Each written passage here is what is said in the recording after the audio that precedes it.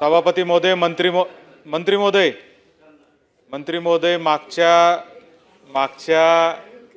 मागच्या पावसाळी अधिवेशनामध्ये देखील 12 जुलैला असाच प्रश्न मी तारांकित प्रश्न मांडला होता। तो शालेय विद्यार्थ्यांच्या बाबतीमध्ये होता। स्टिंग सारखं ते एनर्जी ड्रिंक आपण जे विकतोय, जे लहान मुलांना अलाउड नाहीये पिणं, त्याच्यात आपण एक बैठक पण घेतली होती।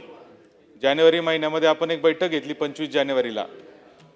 काय आपल्या विभागाची अडचण मंत्री महोदय अशी आहे की मनुष्यबळ कमी आहे हे बरोबर आहे, पण मानसिकता पण कमी आहे।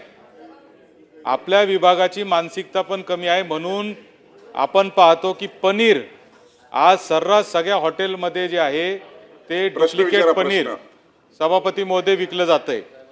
अन्न व औषध प्रशासन विभाग हा माणसाच्या जीवनाशी निगडीत असलेला विभाग आहे आणि मनुष्यबळाचं कारण सांगून लॅब नाही हे कारण सांगून आपण सातत्याने मला असं वाटतं की या महाराष्ट्रातील जनतेवर अन्याय करतोय।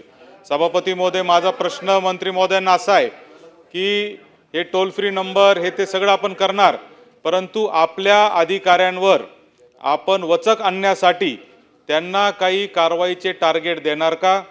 आणि ते टार्गेट देत असताना आपण जे टार्गेट अधिकारी पूर्ण करणार नाही त्यांच्यावर काही कारवाई करण्याचं काही आपण योजना आणणार का?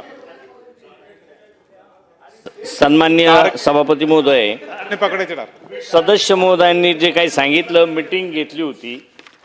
मीटिंग नंतर आपण जे काही पनीरच्या संदर्भात सांगितलं तर खरं आहे ते, परंतु बऱ्याचशा गोष्टी ह्या केंद्राशी निगडीत असल्यामुळे आपल्याच मीटिंग नंतर आपण केंद्राला त्याची मागणी केली की पनीर हे निवळ एकच कुठल्या मेनू कार्डवर सुद्धा एकच पनीर म्हणून त्या ठिकाणी येतं, पण पनीर 2 प्रकारचं बनवलं जातं।